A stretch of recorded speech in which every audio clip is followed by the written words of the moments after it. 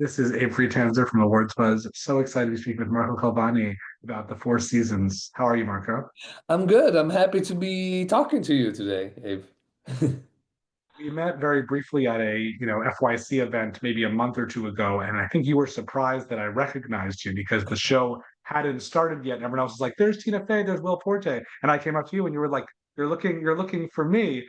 And I think it's really wonderful, and I'm curious to hear more about your path to this show with a bunch of people with slightly different career experience than yours. Yeah, I mean, I would say that I'm more ready now to be recognized by you in an event. But yeah, you can, like now the show is out, and actually it's happening quite often. Not on LA because I'm rarely on the street, but at the supermarket. A few weeks ago, I was in New York, and people are generally happy to see that this person who's in the mix of such icons of American comedy exist in real life. So they're just generally happy to meet me and to tell me that they love my character, that they love the show. Um, and of course, it makes me very happy. It's not the being recognized. Like, it doesn't. That's not the excitement. Is the fact that first of all that the show has an impact on an audience, on an audience that you know, uh, we knew pretty soon that the audience, like the middle-aged people in a long-term relationship would connect to this material, but I actually came to realize and came to see like people also who are like younger than me and they don't even know what committed relationship is, and probably they will avoid it after watching the show, but that they also respond to the show quite well. I am intrigued by this and fascinated by the response, also related to my character, to Claude, and my performance. I'm intrigued, fascinated, surprised. I trained as an actor a long time ago when I was a young man, like an adolescent, really, a teenager, and then life choices, but also mainly artistic choices. I started to write in my early 20s, and that's how I started to channel my creative instincts through my writing and then through directing, plays first and films, and really acting took a very, I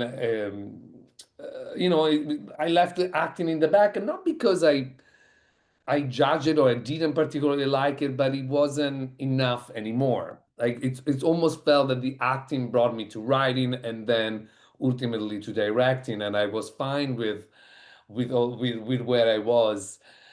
And then you receive a phone call, and it was very hard to say no to such a project. Not just the acting per se with amazing artists and human beings, but the fact that I was asked to be part of a show that the genre itself is not familiar to me. That is also another surprise when I meet people on the street, that they laugh generally with my character, because if you look at my body of work, it's truly quite serious.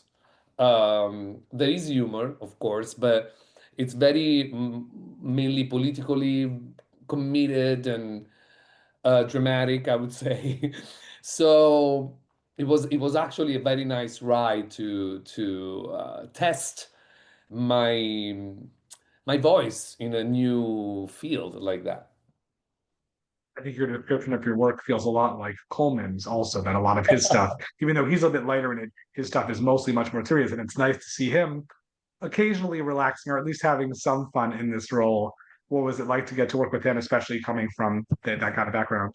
Well, first of all, I have to say, if you meet Coleman in a normal scenario, like I mean, you look at his work, and now I understand they may say the same about me, and they say the same about me. Coleman is really the light of the party, like, and I recognize, like, it's full of life, and he loves to dance and to be there for people, and it's just like you would never suspect that from the work, right, that he puts out there in the world until probably four seasons. But and I so but to work with him, you know, if you work with someone, first of all, Coleman and I knew each other already, and that is the reason why I mean, this story has been told already so many times. It is the reason why I was able to take, because they would have never known of my existence. Truly, I wasn't putting myself out there as an actor, not even my team. So I was invited to tape and then to call back, etc. Um, and the fact, of course, once I got the job and once I was on set, and of course I was freaking out because I'm like, what am I doing here? But the fact that Coleman and I had already a relationship, and also that he loves the craft so much, and he has a theater background as much as I have, and then you add to this the fact that he is so generous and present and caring for his with his scene partners, and it was just amazing to have him.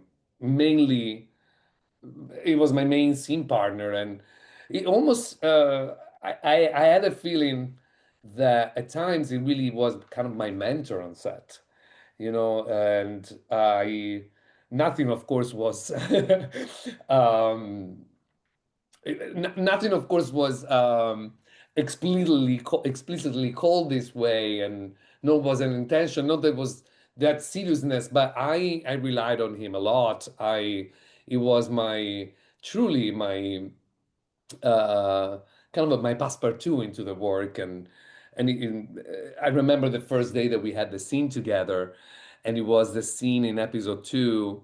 It was probably day 2 of the whole production. I opened the production. Day 1, 5 a.m., Tina and I. And then day 2, I started to have scenes with Coleman.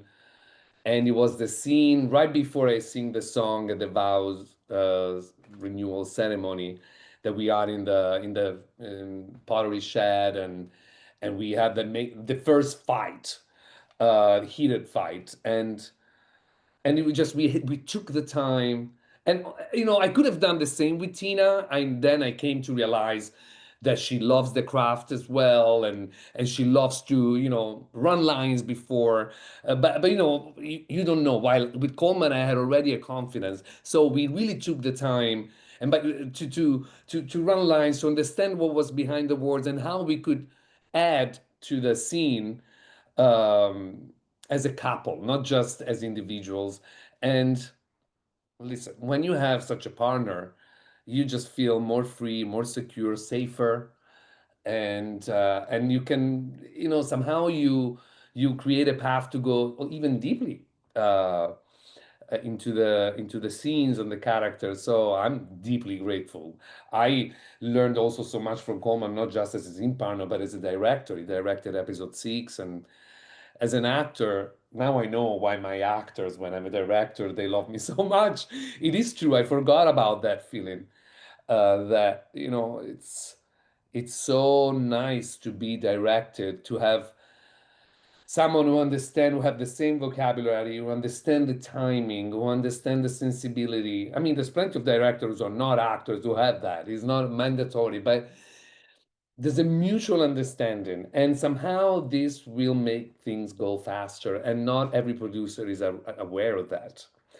uh, so you sometimes you have these directors totally and only focus on the technicality of it all, which is so very important too, and they think that makes the machine go faster and prettier. But I strongly believe, as an actor now, but before as a writer director, that you can have the best shots in the world. If you don't have the performances, you don't have the emotional impact, um, with the audience. And if you don't have that, what do you have? What do you see of yourself in Claude? um, I am. Uh, I like people. I believe in the kindness of people, in the kindness of strangers. I generally like to give every person a chance, and I just so when I'm out there in the world, I believe in the power of kindness and a smile. So I think there's a lot of me there's a lot of Claude in that, and there's a lot of mean Claude in that sphere. I am not that needy.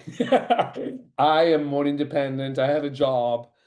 Um, but at the same time, for as much as I'm evolved in certain areas, I feel that Claude is full of forgiveness, is full of pure life and joy. And sometimes I think I lost that along the way. And it is something that Claude has taught me to have more, uh, to speak up instead of waiting, and to speak up sooner. At the same time, I think if I could love to teach Claude to maybe think twice before reacting that way. With reacting so heatedly, so uh, but there's beauty in that too. It cannot hold, it's pure truth. And I would love to say I am the same, but I get lost sometimes. Sometimes I think, it's easy to think that to hold on things would make things better for others and for myself, and I'm getting better at that, and definitely Claude is teaching me that. I assume you'll be back for season two, but additionally, do you have a desire to return to more acting now after this? Well, I'm more open. I'm more open just because I'm more open to life, that can have some, sometimes has much more to give than you possibly can expect or dream of. And I have it was quite a joy to really be in front of the camera. At the beginning, it was hectic, but then, there's so much, it's really an art. And for as much as I cherish that as a director with my actors, but now to have that experience so fresh within me and the ability of creating something from scratch, starting from just a line, it's really magical. If you look at Claude on the page, it felt to me initially that it was quite one tone, very flamboyant, very theatrical, very Italian, very gay in the most joyous way. I mean it. And I I couldn't find a way to access the character immediately. Also, I was afraid to repeat the same stereotype, but at the same time, I was aware what I was invited to do. Like, this is a comedy show, he had his own emotional depth, but I need to serve the material, and I need to remember, the genre, the tone, and be part of an ensemble. So it was quite challenging and so rewarding to go like step by step, and it's not much different from when I'm sitting at my desk and I have to start from a blank page. I forgot all about it. But the beautiful thing is I tend to write by myself, and I pride myself in, writing is my own personal experience. The difference here is that you have a whole pool of collaborators, and especially in the case of Four Seasons, what kind of collaborators? I mean, I to bounce back ideas with Tina Fey, but also, Coleman or all the other members of the cast. We really, I felt like it was truly an ensemble in the most, we were creating something together. I had this feeling, and truly we did. And with our also co-showrunners like, Tracy and Lang, and our directors, it was a beautiful collaboration piece, I would say. And so why not? If something like that besides season two, then I'm excited to do and explore more, um, uh, of the characters.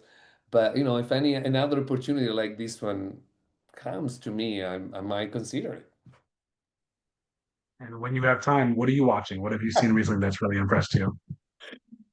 Um, well, I truly enjoyed the studio, I have to say. Um, I don't watch much TV. I must admit, and by TV, even if like mini series of TV show, I don't watch much. My husband instead is the one who keeps me up to date. You have to watch this. You have to. I don't know if it's. I like to read, so when I have time and time to focus, I like to sit down and read. as you can probably tell from the back. Um, but and then I like movies. Those movies are my first love, are the reason why I started to be an actor first and write. And I like to lock myself into a movie theater, even really in the afternoon. This is an activity I never want to lose, unless we lose theaters. I don't know about that. Um, but yeah, time is not on my friend, I have to say lately. I mean, the last movie I was able to watch, I mean, I was in Cannes last week. I saw a lot of movies there. Um, but the last film I watched was Sinners in the movie theaters here in LA, and I deeply, deeply enjoyed it. I was happy to be able to watch it on the big screen and celebrate um, Ryan Coogler's new achievement. Truly, very nice. Wonderful. Well, thank you so much, Marco, for your joy and your passion. And I look forward to seeing you more and you saying, "Oh, of course, I'm glad you recognize me. Of course you recognize me." Well, it's true. It's easy to give joy back. You know, I look at you. You have a beautiful smile. Thank you so much for this opportunity.